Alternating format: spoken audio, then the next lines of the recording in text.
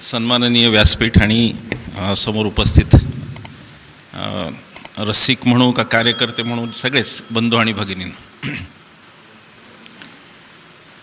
मला खूप पहिल्यांदा कुमार सप्तर्षी सरांचा जेव्हा फोन आला की तुझ्या हस्ते प्रकाशन करायचं आहे, तेव्हा मी थोडा विचारात पडलो. खरं म्हणजे गांधी भवनला एवढे मोठे मोठे लोक येतात. पुण्यात आता एक मोठं केंद्रच आहे आपलं. हे माझ्यासारखा छोटा माणूस का निवडला असावा असा एक थोडा मी विचार केला. म्हणजे एक तर त्यांचं प्रेम आहेच आहे, त्याच्यातूनही त्यांनी मला थोडा मान दिला असेल. पण अंक जेव्हा माझ्याकडे संदीपनी मला वाटतं आप्पांनी आणून दिला, तर पहिलं पान वाचलं माझ्या लक्षात आलं की माझ्या हस्ते प्रकाशन काय आहे. मोदी यावेळी माफ करा असं पहिलं पान होतं. मग माझ्या लक्षात आलं की माझी जिम्मेदारी काय आहे. आणि त्यामुळं संदीपनी जर शर्ट नाही ओढला मागून तर एक अर्धा तास बोलावा असा विचार आहे. जोशी साहेबांनी बरं केलं हे सांगून की ते कुठले नाहीत हे सांगितलं आणि कुठले आहेत हेही सांगितलं, त्यामुळे मी जास्त मोकळेपणाने बोलू शकतो. आणि नेहमी मराठवाड्यावर अन्याय होतो वगैरे असं आपण वाचत असतो, पण कुमार सप्तर्षी सरांनी सगळा अनुशेषच भरून काढला. दोन्ही पाहुणे मराठवाड्याचेच ते त्यातले बरोबर. खरं म्हणजे कोणतंही मला फार अपराधी मनाने मी हे सांगतो की खूप पुस्तकांचे प्रकाशन मी केलं, दिवाळी अंकांचंही केलं, सत्याग्रहीलाही मी एका कार्यक्रमाला आलो होतो मागे एका. मला नेहमी अपराधी पण असतो मनात तेव्हा. त्याचं कारण माझ्या नावावर एकही पुस्तक नाही, म्हणून मला फार अपराधासारखं वाटतं की ज्याचं स्वतःचं एकही पुस्तक नाही त्यांनी ते प्रकाशन वगैरे करावं का असं नेहमी मला वाटतं. पुस्तक लिहायला 9 वर्ष मोदी वेळच देत नाही आहेत मला. काहीतरी पुस्तकाचा विषय डोक्यात आला की देशात काहीतरी सुरू होतं. तर आता मिलिंद जोशी सरांची आज माझी दीर्घ ओळख झाली, त्यामुळे लवकरच मी पण पुस्तक लिहीन असं मला वाटतं.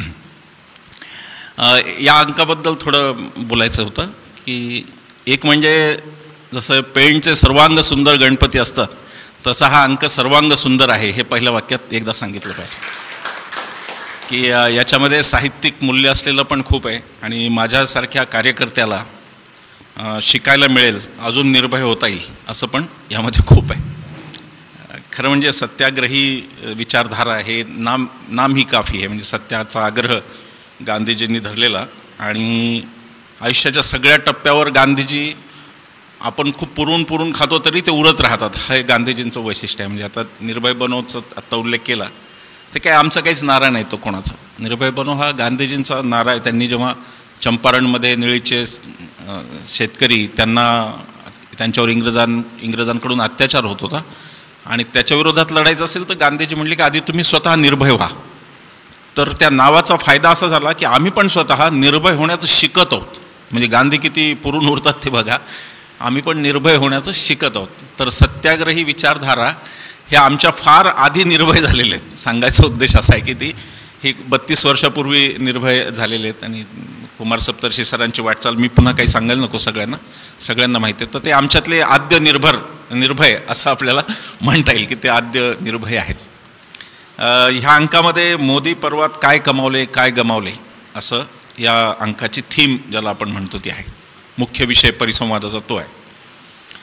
कमावल्याच्या बाजूने काही मला फार सापडलं नाही, असंही मला सापडत नाही. आपण देशद्रोही लोक आहोत, आपल्याला कळतच नाही मोदीजींचा विकास कसा चालतो आणि काय आपल्याला काही कळत नाही. कमावले पण गमावल्याचं मला बराच आता डेटा मिळाला जो निर्भय बनवच्या भाषणातही मला वापरता येईल असं मला एक त्याच्यात स्वार्थी विचार सुचला.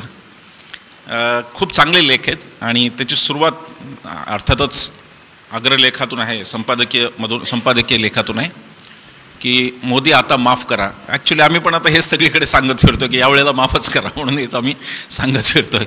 त्याच्यातून ती सुरुवात आहे. आणि त्याच्यानंतर मुणगेकर सरांचा खूप चांगला लेख आहे मोदीनॉमिक्स, म्हणजे इकॉनॉमिक्सचा त्यांनी आता ते मोदीनॉमिक्स केलं. खरं म्हणजे ते मोदीनॉमिक्स आहे का अदानीनॉमिक्स आहे त्याच्यावरती मी इथं मुणगेकर सर असते तर मला प्रश्न विचारता आला असता. पण अत्यंत उत्तम असा मोदींचं अर्थकारण उजागर करणारा सगळा ते उघडं पाडणारा तो लेख आहे. आणि अर्थशास्त्रावरच आणखी पण एक लेख आहे, मी आत्ता लेखकांचं नाव इथून सुटतं माझ्यातून. नोटाबंदीपासून त्यांनी सुरुवात केली. आज ॲक्च्युली नोटाबंदीचं वर्षश्राद्ध आहे. खरं म्हणजे मला वाटलं होतं की संदीप कार्यक्रमाची सुरुवात अशी होईल की ज्यांनी कोणी नोटाबंदी करायचा सल्ला दिला त्याच्या आखलेला श्रद्धांजली वाहून कार्यक्रम सुरू, असं मला वाटलं होतं. तसं काही झालं नाही. खरं म्हणजे नोटाबंदीचं भीषण वास्तव हे आज त्याला किती 6 वर्ष पूर्ण होत. 6 वर्ष पूर्ण. तर मोदीजी नाही 16 साली केली. 16 मोदीजी अशीच रात्री 8ची वेळ होती आणि आपण सगळे जेवत बसलो होतो आणि त्यावेळेला मोदीजी चॅनलवर आले आणि आज रात 12 बजे के बाद वगैरे वगैरे ते सगळं झालं. 12 लाख कोटी आपले त्या चलनामध्ये होते. 500 आणि 1000च्या 15 लाख कोटीची टोटल आपली काहीतरी रिझर्व्ह होते, कॅश होती देशभरात. त्यातले 12,48,000 कोटी हे त्या चलनामध्ये होते. आणि तेव्हा सांगण्यात आलं की आता श्रीमंत मरणार आहेत, हार्ट अटॅक येणार आहे, आता बघा काय झालं, मी कसा जादूगार आहे, पोतडीतून बघा आज रात्री काय काढलं वगैरे. त्याच्यानंतर खूप दिवस लोकांना 8 वाजता ते दिसले की भीती वाटायची टी व्हीवर. आपण सगळ्यांनी टी व्ही बघणंच बंद केलं होतं. तर त्याच्यामध्ये झालं असं की ते त्याच्यानंतर एक मीम आलं होतं की मगरमच्छ पकडायचे म्हणून तलावातलं पाणी रिकामं केलं आणि मगरमच्छ तर ते जमिनीवर राहू शकतात, ते जमिनीवर डुबून गेले, छोटे मोठे मासळे मात्र सगळे मेले त्याच्यात. असं एक झालं होतं. तर एक्झॅक्टली ते म्हणजे नोटाबंदी होतं की या देशातला गरीब, या देशातला उपेक्षित, या देशातला मजूर, ज्याचं पोट हातावर आहे असा या देशातला माणूस तो रांगेत उभा राहून मेला. आणि मोदीजींचे जे निर्धारित होतं ते 99% पैसे जशाल तसे परत आले. ते परत आणताना कोणत्या पक्षाने 20% कमिशन घेतलं वगैरे त्याची चर्चा निर्भय बनवच्या करू. आज नको, दिवाळी अंकाचं प्रकाशन ही चांगली गोष्ट आहे, इथे असं वाईट फार बोलायला नको. पण नोटाबंदीचा चांगला उहापोह हा त्यांनी केला. नियोजन आयोगाचा बरखास्तीचा एक मुद्दा खूप चांगला त्या लेखात आहे, तो मी तो जरूर वाचा. नियोजन आयोग बरखास्त केला आणि नीती आयोग आणला. नियोजन आयोगाकडे जायची सोय होती. विशेषतः धरणांच्या विरोधात जे लढणारे लोक होते, आमच्यासारखे कार्यकर्ते, तर त्यांना नियोजन आयोग ही हक्काची जागा होती, कारण तिथे कॉस्ट बेनिफिट रेशो ते पाहिजे. आणि जर धरणाचा कॉस्ट बेनिफिट रेशो बसत नसेल तर ते त्याला नाही म्हणायचे, अशी पण ती जागा होती. तेही त्यांनी संपून टाकलं. आणि महागाई वगैरेबद्दल काय आता बोलायला नकोच, म्हणजे पेट्रोलचे भाव आणि डिझेलचे भाव काय बोलायचं सोयच ती राहिली नाही. पण ते मोदीनॉमिक्समध्ये बेरोजगारी आणि रिझर्व्ह बँकेची स्वायत्तता हे दुसरे 2 मुद्दे पण फार महत्त्वाचे आहेत. की रिझर्व्ह बँकेची स्वायत्तता कशी संपवली ते पण खूप छान आणि महत्त्वाचं त्यांनी लिहिलं आहे. व्यंकटेश केसरी आणि बागायतकर सरांनी पॉलिटिकल अँगलनी लिहिलेला आहे. मोदींचा काळ पॉलिटिकल अँगलनी घेतलेला आहे. आणि मला सगळ्यात म्हणजे आता मी खरं अंक सगळा वाचूनच काढला, त्याचं कारण मला अशी फार भीती वाटते की आपला हाताने ज्याचं प्रकाशन झालं तो जर अंक वाचला नाही तर पोलीस आपल्याला पकडून देतील की काय, अशी मला सतत भीती वाटते. तर मी तो अंक काल सगळा वाचून काढला. तर त्याच्यामध्ये केसरी सरांचा जो लेख आहे, व्यंकटेश केसरी यांचा सिनियर पत्रकार आहेत, आपल्या माहिती आहेत, आपले समविचारी आहेत, त्यांचा जो लेख आहे ना त्याच्यात त्यांनी एक फार महत्त्वाचा मुद्दा मांडला आहे, तो खूप मला आवडला. ते म्हणजे मोदींना काय व्हायचं आहे नेमकं. मोदींना काही आता विवेकानंद व्हायचं नाही, मोदींना काही आता अमुक व्हायचं नाही, तर मोदींना शककर्ता व्हायचं आहे.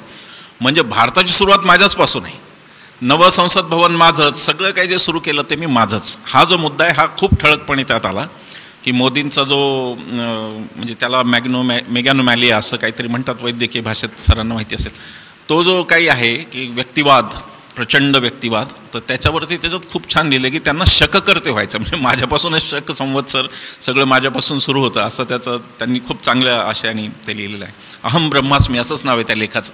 नावच उपयुक्त, म्हणजे पुरेसं आहे नाव कळायला सगळ्या गोष्टी पुढच्या.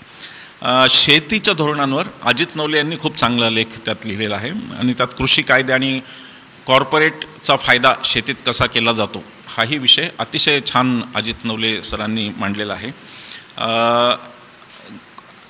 खरं खूप मुद्दे आता आज बोलण्यासारखं खूप आहे, पण अजित नवले यांचा लेख मला अशासाठी महत्त्वाचा वाटला की कॉर्पोरेटची जी कर्जमाफी आपल्याला असं सांगितलं गेलं पार्लमेंटमध्ये की 14 लाख कोटीची कर्ज माफ झाली.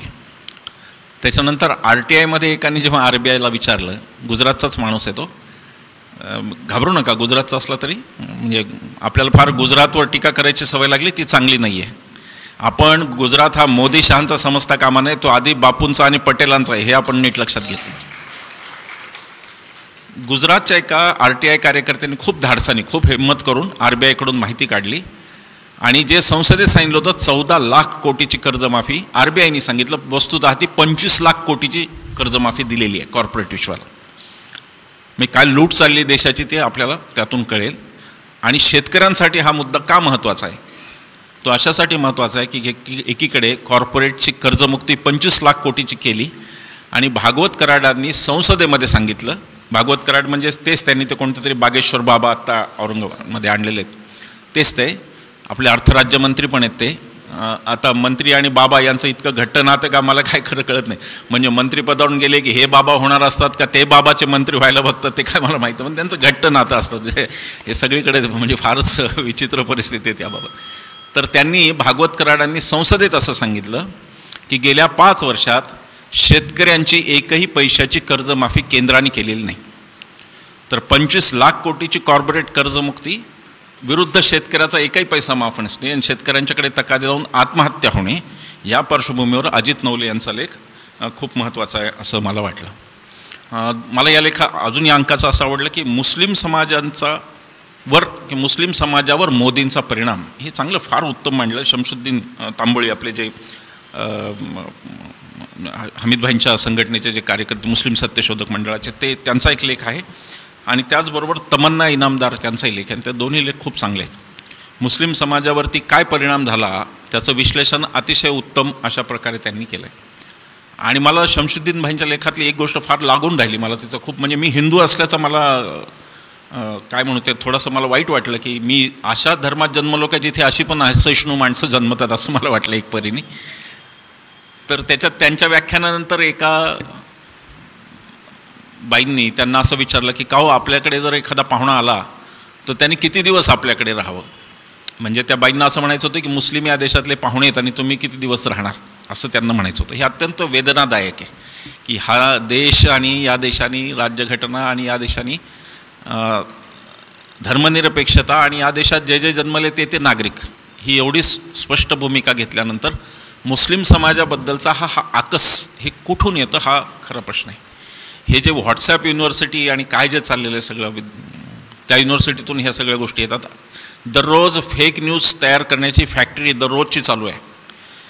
मला खरं त्या कर्नाटकाच्या मुख्यमंत्र्यांचं कौतुक वाटलं, ते काँग्रेसचे जोशी साहेब. आज सगळंच आहे बरं का, ग्रेस ते काँग्रेस असं सगळं बोललं जाणार आहे आज इकडे की त्यांनी निवडून आल्यानंतर पहिलं केलं की त्यांनी यांच्या IT सेलवर बंगलोरमधल्या धाडी घातल्या आणि यांचा जो सगळ्यात प्रमुख आहे अमित मालवीय नावाचा, त्याच्यावर सुद्धा FIR दाखल केला. ही झुटकी फॅक्टरी जी आहे ना ती जर मोडून काढायची असेल तर खरं हे आपल्या महाराष्ट्रात पण व्हायला पाहिजे होतं तेव्हा जेव्हा महाविकास आघाडीचं सरकार आलं, पण ते झालं नाही. पण खैर आता जे कोणी सत्तेत येणार आहेत त्यांना माझं नम्र आवाहन आहे की तुम्ही सत्तेत आल्यानंतर पहिल्यांदा ही झुटकी फॅक्टरी यांची बंद करा. त्या बेंगलोरच्या कार्यालयावर जेव्हा धाड टाकली यांच्या IT सेलच्या भारतीय जनता पक्षाच्या, तेव्हा तिथून असंख्य फोटो खोरेसाहेब मिळाले, नेत्यांचे अश्लील केलेले, मॉर्फ केलेले, चारित्र्यहीन असंख्य गोष्टी मिळाल्या आणि त्याच्यावरती FIR दाखल ते करू शकले. हे महाराष्ट्रातही हे होण्याची गरज आहे. सगळीकडे ही झुटकी फॅक्टरी यांची बंद करण्याची गरज आहे. आणि मुस्लिमांच्या विषयी खास करून जे पसरवलं जातं, मुस्लिमांच्या विषयीचा जो द्वेषभाव सगळा यांचा पसरवला जातो, तर यांना त्याचं कारण असं आहे की यांना इथली आपली संस्कृती नष्ट करायची हे कारण आहे.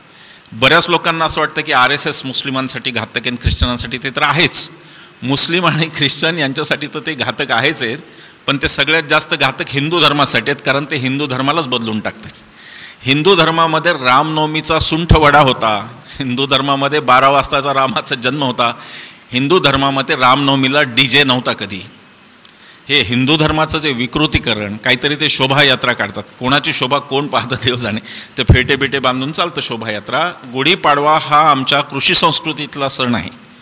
गुढीपाडवा म्हणले की मला कडुनिंब आठवतो, गुढीपाडवा म्हणले की मला पिसोळा आठवतो, गुढीपाडवा म्हणले की मला वेगळ्या गोष्टी आठवतात. हा गुढीपाडवा माझा नाही. आणि ते जे काय रामराम म्हणणारे आमच्या खेड्यातली माणसं आणि तिथून ते जय श्रीरामकडे नेलं, तर हे मूळ हिंदू धर्माला विकृत करतात. हा खरा मुद्दा आहे. मुस्लिमांचं आणि ख्रिश्चनांचं होऊ द्या, काय व्हायचं ते बिचारे काय व्हायचं ते भोगतील, पण तुमचं काय ते सांगा. जे तुम्ही स्वतःचा 41% ज्यांना मत देत आहे ते तुमच्या धर्माला जिवंत ठेवणार आहेत का, हा खरा मुद्दा आहे. आणि येणार असेल तर कोणता धर्म येणार, हा खरा मुद्दा आहे.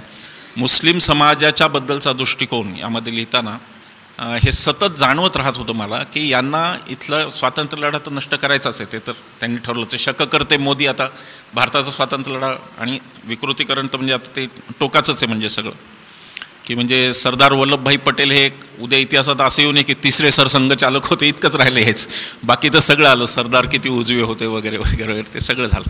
नेताजी सुभाषचंद्र बोस आणि सरदार कसे वगैरे, यांनी गंमत आहे. म्हणजे यांची हे भक्त मंडळी इतकी निर्लज्ज आहेत नाही.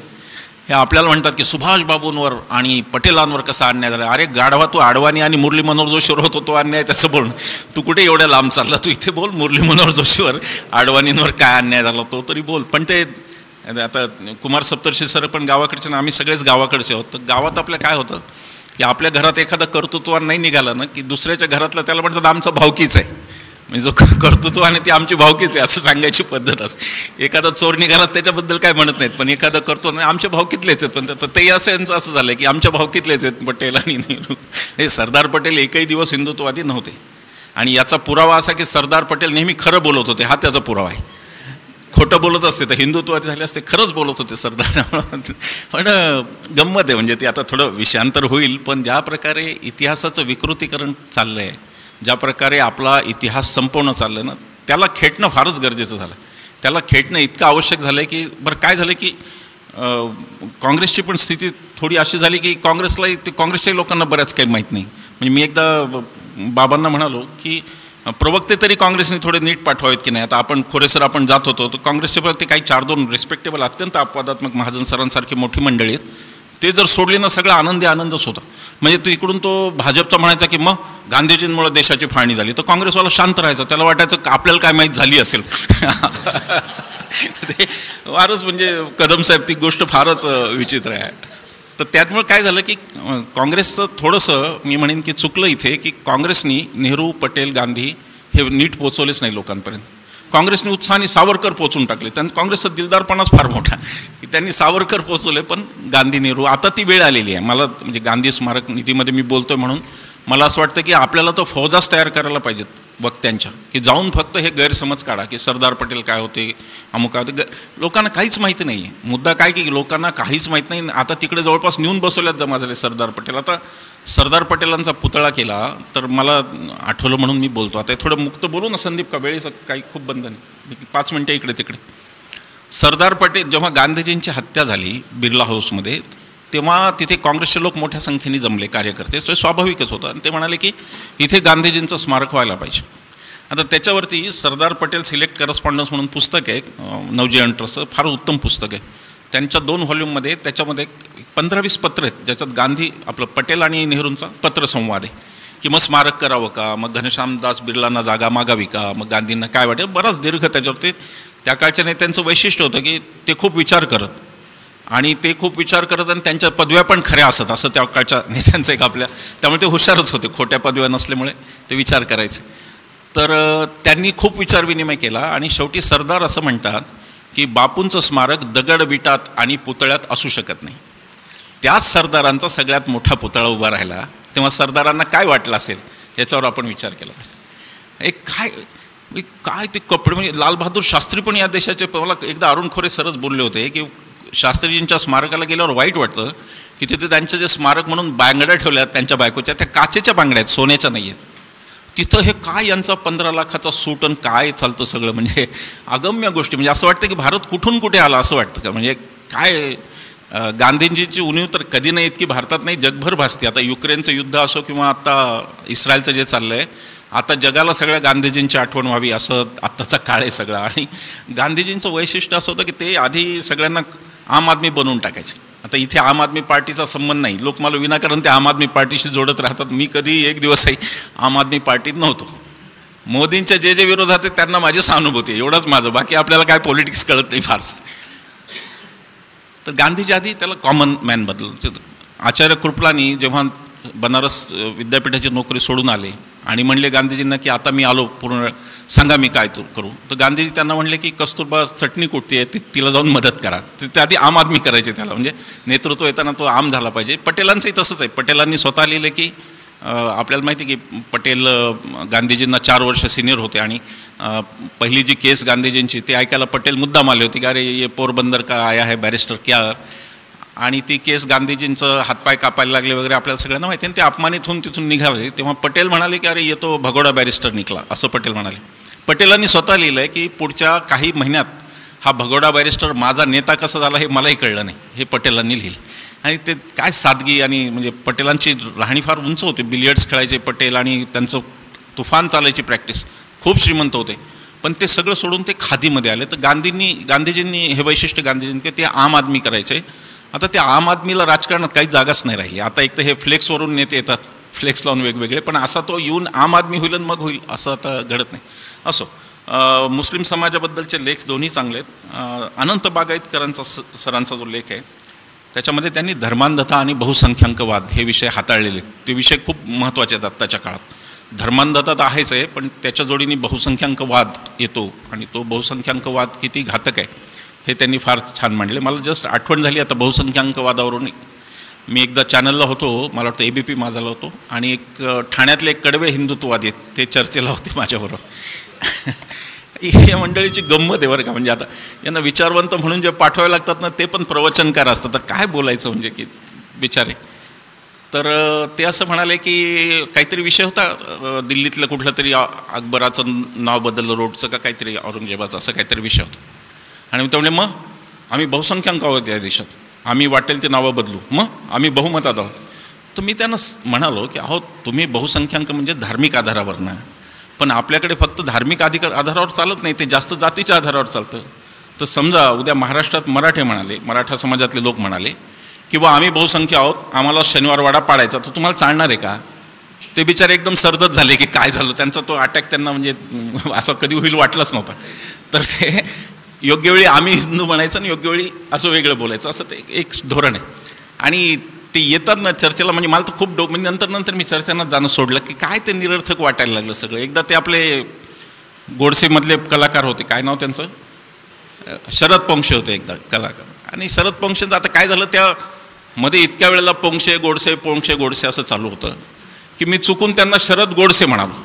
चुकून, मी काय खोडसाळ माणूस नाही बरं का, तुम्हाला सगळ्यांना माहिती आहे मी साधा माणूस. आपण काय खोडसाळपणा काय नाही, आपलं सरळ चालतं, सगळं सरळ साध्या भाषेत आपण बोलतो काही. तर ते चुकून मी शरद गोडसे म्हटल्यावर ते भडकले आणि ते म्हणले हो ते त्या चौधरींच्या जिभेला काही हाड आहे का, ते मला गोडसे म्हणाले. म्हणले एक मिनिट, तुम्हाला गोडसे म्हटल्यावर इतका राग आला ना, त्या अर्थी गांधीचा थोडा अंश तुमच्यात शिल्लक आहे. लोक म्हणतात ते नथुराम का नाही ठेवत, एकही मुलगा नथुराम नाही. कोणी पाहिलं का तुम्ही कट्टर गांधींचा शत्रू, हिंदुत्ववादी, ज्वलंत वगैरे वगैरे, कधी तुम्ही त्याला नथुराम हे नाव ठेवलेलं पाहिलं का? नाही पाहत आपण. तर ते तसं आहे त्यांचं. म्हणजे ती फारच गमतीशीर गोष्टी आहेत. ते सनातनवाले वगैरे म्हणजे तर फारच म्हणजे काय, म्हणजे मला कळतच नाही. बौद्धिकदृष्ट्या मागासवर्ग असं जर काय रिझर्वेशन ठेवलं ना तर सगळं त्यांच्याच नावावर जाईल ती,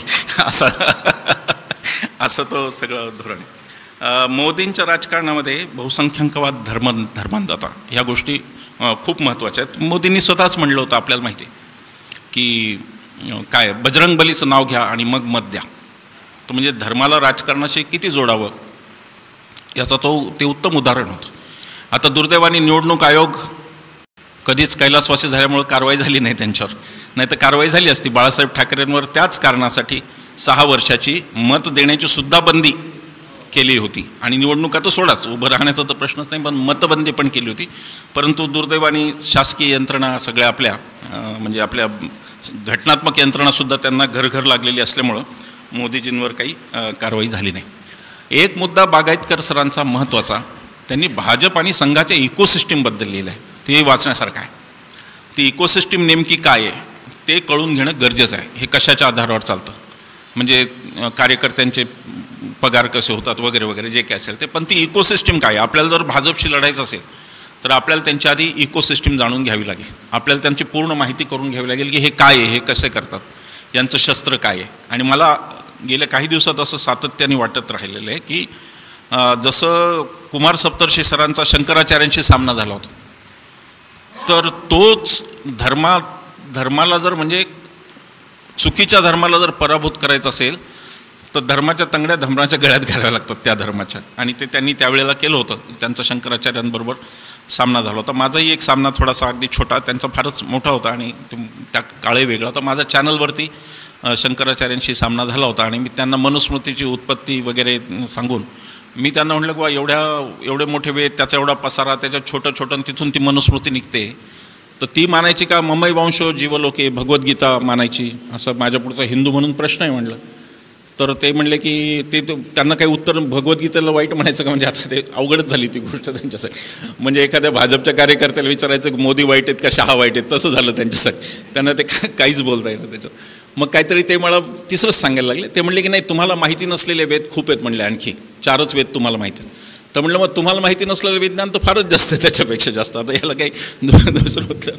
तर आपल्यालासुद्धा आपली शस्त्र, आपली अस्त्र बदलून आपल्याला बहुसंख्याकांना एक प्रकारे विश्वासात घेऊन आणि त्यांना त्यांची संस्कृती कशी खतरे में आहे हे सांगून आपल्याला पुढच्या काळात जर मतं आपल्याला कमवायची असली तर, आपल्याला फक्त परिसंवाद घ्यायचे असले, वैचारिक चर्चा पाहिजे असलं तर ते उत्तम आहे. पण नसेल तर आपल्याला आपली स्ट्रॅटेजीसुद्धा बदलली पाहिजे असं मला वाटतं. गुजरात मॉडेल याच्यावरती पण त्याच्यामध्ये लेख आहे. गुजरात मॉडेल म्हणजे स्वर्गात जशा अदृश्य अप्सरा रंभा आहेत त्या आपल्याला माहीत नाही, तसं ते गुजरात मॉडेल आहे की तिकडे काहीतरी छान चाललं आहे, असं ते मॉडेल आहे.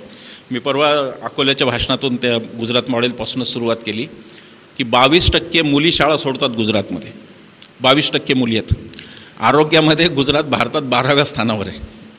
गुजरात जिथे हे साहेब 15 वर्ष मुख्यमंत्री होते आणि नंतर 10 वर्ष पंतप्रधान, त्यांचा प्रदेश 12व्या स्थानावर आरोग्यामध्ये आहे आणि 22% मुली शाळा सोडतात तिथे दरवर्षी. तर ते गुजरात मॉडेलवरती चांगलं लिहिलं आहे. खरं म्हणजे त्या गुजरात मॉडेलचा भुलभुलैया करूनच हे सत्तेत आले. ते आपल्यालाही माहिती नव्हतं काय आहे. चॅनलवर आम्ही सतत विचारायचो त्यांच्या प्रवक्त्यांना की अहो मॉडेल म्हणतात तर काहीतरी 2-3 लक्षणं असतात, आम्हाला सांगा ना ते काय आहेत. कधीही त्यांनी सांगितलं नाही. नाही, ते साबरमती नदी स्वच्छ झाली. नदी स्वच्छ हे काही मॉडेल आहे का विकासाचं? ते चांगलं काम केलं बुवा तुम्ही, नद्या स्वच्छ करताय, चांगली गोष्ट आहे, अजूनही करा. पण ते काही मॉडेल नाही ना विकासाचं. मी नदी पण पाहून आलो, सगळं कॉन्क्रीट ओतून ठेवलं, सिमेंट कॉन्क्रीट. आपल्या पुण्यातही चालू आहे आता ती हालचाल, सगळं सिमेंट कॉन्क्रीट ओतून.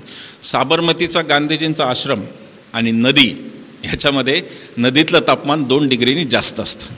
तुम्ही विचार करा, पाण्याची जागा आहे तिथं 2 डिग्रीनी तापमान जास्त असतं. म्हणजे विकासचं जो मॉडेल तिथल्या तिथं आपल्याला ते दिसतं. पण ते गुजरात मॉडेल वापरून मोदी सत्तेत आले आणि पुढे काय. मी दुसरा एक आर्थिक विषयावरचा लेख मला आठवत नव्हता, तो देवीदास तुळजापूरकरांचा आहे. कॉम्रेड देवीदास तुळजापूरकर यांचा लेख, तोही खूप चांगला लेख आहे. आणि त्याच्यात आरोग्य आणि शिक्षण यातली मोदींची कामगिरी याचा लेखाजोखा फार उत्तम घेतला आहे. म्हणजे हा अंक मला स्वतःला खूप उपयुक्त आहे, कारण याच्यामध्ये प्रचंड डेटा आहे. याच्यामध्ये जी त्यांनी आकडेवारी मांडली आणि ती सगळ्यांना उपयुक्त आहे आपल्याला. खास करून तरुण कार्यकर्ते जे आपले आहेत त्यांनी तर सगळ्यांनी हे अगदी हा अंक वाचावाच असं. आणि मी तोंडावर तारीफ करत नाही, मी तारीफ करण्यासाठी प्रसिद्धच नाही, मी टीका करण्यासाठी प्रसिद्ध आहे. पण तरी मी सांगतो की हा अंक खूप दर्जेदार आणि आकडेवारी देणारा झालेला आहे. श्याम पाखरे यांचा एक लेख आहे, तो पण हिंदुत्ववादाचे वेगवेगळे म्हणजे काय म्हणू त्याला की त्या छटा शेड्स या जर समजून घ्यायच्या असतील तर श्याम पाखरे यांचा लेख वाचला पाहिजे. सावरकरांचं हिंदुत्व आणि RSSचं याची एक उत्तम त्यांनी तो मांडणी तिथे केलेली आणि तो लेख मला खूप आवडला. त्याचं कारण असं की आपण सरसगटीकरण करतो ह्यांचं, पण मातृभू आणि पितृभूवाले वेगळे असं काय बरंच काय त्याच्यामध्ये. ते पाहिल्यानंतर तुमच्या असं लक्षात येईल की त्यातल्या छटा, कारण आपल्याला ज्यांच्याशी लढायचं त्यांचा अभ्यास करणं आवश्यक आहे, त्यांचे काय पाळमुळे ते पण पाहणं आवश्यक आहे. ते आपल्याला तो लेख चांगला सांगतो सावरकरांचा. आता काही गोष्टी इथे काही पुन्हा सांगण्याची गरज नाही, पण आपल्याला सगळ्यांना माहिती आहे की जीवनलाल कपूर कमिशन बसलं आणि त्यांनी हे सांगितलं स्पष्टपणे की आप्पा कासार आणि त्यांचे सचिव होते दामले यांची साक्षच झाली नाही म्हणून सावरकर निर्दोष पुराव्याबाहेर सुटले. हे जीवनलाल कपूर कमिशननी म्हणलं. मला काही त्या विषयात फारसं जायचं नाही, पण श्याम पाखरेंचा लेख हा सावरकर आणि संघ हे असे वेगवेगळे करून दाखवतो आणि नंतर त्यांच्यात जो काही संगम होतो तोही ते दाखवतो. हे विशेष की गंगेचं वैशिष्ट्य सांगायचं यामुळे आता हे थोडे उदाहरणं फारच विचित्र झालं. म्हणजे आता काय म्हणजे तुम्ही मला माफ करा अशा उदाहरणासाठी, पण हे 2 एक वेगळे प्रवाह दाखवायचे आणि तिसरा मिक्स झालेला दाखवायचं, हे त्यांनी फार चांगलं केलं. आणि ही जी काही सगळी द्वेषाची हिंसेची जे काही तत्त्वज्ञान येतं कुठून, त्याचा फार चांगला उलगडा त्या लेखामुळे होतो.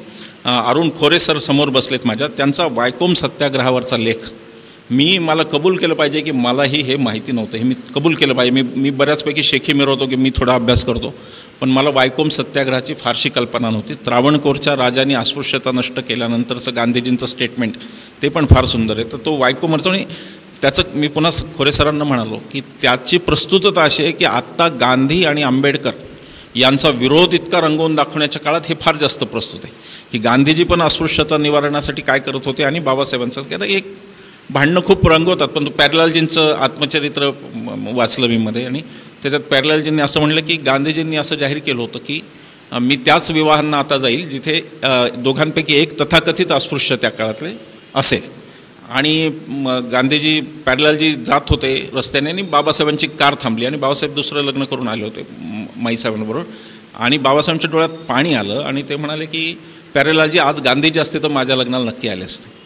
तर हे एक सेंद्रिय नातं त्या दोघांमधलं, हे एकीकडे ते न सांगता भलतंच काहीतरी डार्क करून दाखवायचं आणि दोघं एकमेकांचे शत्रू कसे वैरी कसे वगैरे दाखवायचं, आणि एका दमात सावरकर गोळवळकरांच्या बरोबरीने बाबासाहेबांचं नाव घ्यायचं. याच्यासारखं दुसरं पाप नाही मोठं, पण तेही पाप चालू आहे. म्हणून त्या आजच्या काळात ही फार महत्त्वाची मांडणी आहे की गांधीजींचे अस्पृश्यता निवारणाचे प्रयत्न, विशेषतः दक्षिण भाग.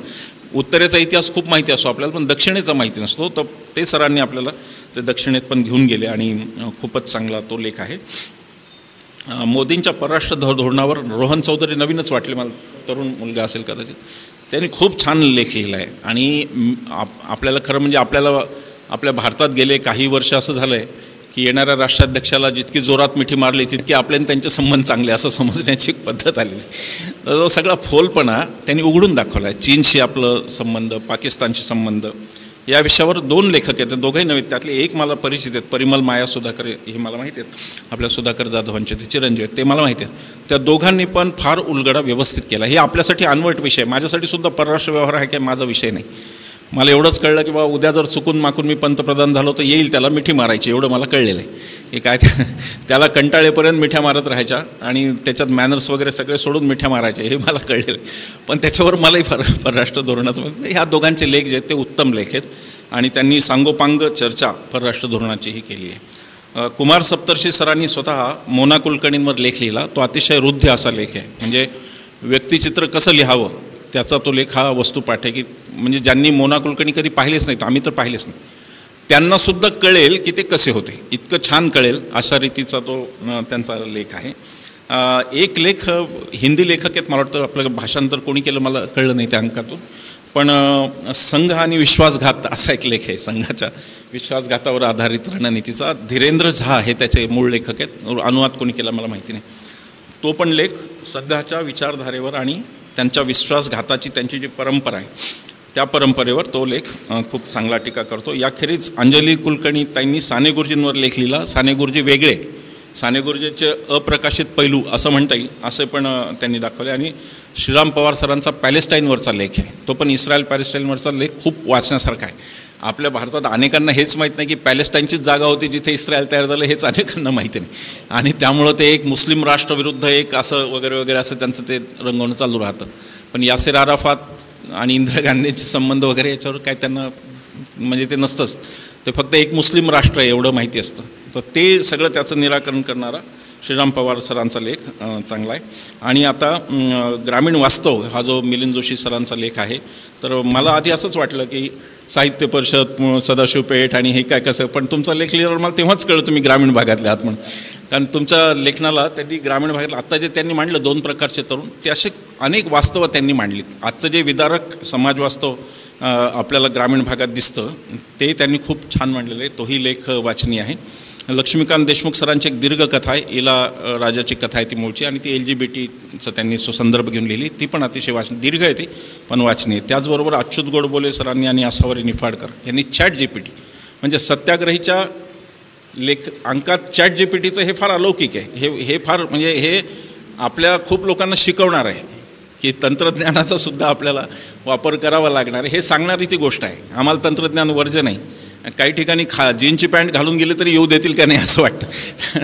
तर त्याच्यात म्हणजे एक दोन्ही संगम यात की पहिलंपणे इतिहासपणे आणि आजचं वर्तमान त्याचे प्रश्न, हे पण खूप चांगली मांडणी या अंकात होते. याखेरीज अंजुम उस्मानींची एक कथा आहे, त्याचं भाषांतर भारत सासनिक सरांनी केलं, ती पण अतिशय छान कथा आहे. खरं या कथा आपण खूप लोकांपर्यंत न्यायला पाहिजे, त्यात सत्याग्रहींनी त्याची सुरुवात केली असं मी समजतो. त्याखेरीज गझल गायनमध्ये गझलेवरचा जो परिसंवाद आहे त्यात सुरेश कुमार वैराळकर, प्रसाद कुलकर्णी, अजीज पठाण आणि मुबारक शेख या चौघांचे खूप 4 चांगले लेख आहेत. मला गझलातलं फारसं कळत नाही, त्यामुळे मला त्याच्यावर काही भाष्य करता येणार नाही, पण मलाही ते सुबोध वाटलं, म्हणजे चांगलं वाटलं की त्या गोष्टीत असा सगळा हा अंक आहे. मी मुद्दाम अंक मांडायचा अशासाठी ठरवलं की ते अनुषंगिक येईल तसं आपण बोलत जावं असा मी विचार केला. आणि हा अंक आपण सगळे पुण्यात असलो तरी आपण सगळ्यांनी विकत घेऊन वाचा अशी माझी आपल्या सगळ्यांना विनंती आहे. आम्हाला आता मिळाले, म्हणजे आम्ही आता झाल्यामुळे तुम्हाला विकत घेऊन वाचा असे सल्ले देऊ शकतो, कारण आम्हाला एक मोफत प्रत मिळालेली आहे. पण आपण जरूर अवश्य सगळ्यांनी विकत घेऊन वाचा. आपल्या ओळखीतले असतील त्यांना पोचवा, त्यांच्यापर्यंत पोचवा. ऑनलाईन एडिशन आहे, ज्यांना तो अंक शक्य नाही त्यांनी ऑनलाईन एडिशनमधून वाचा एवढं आवाहन करतो. आणि थोडं माझं भाषण लांबलं त्याबद्दल माफी मागून रजा घेतो. धन्यवाद.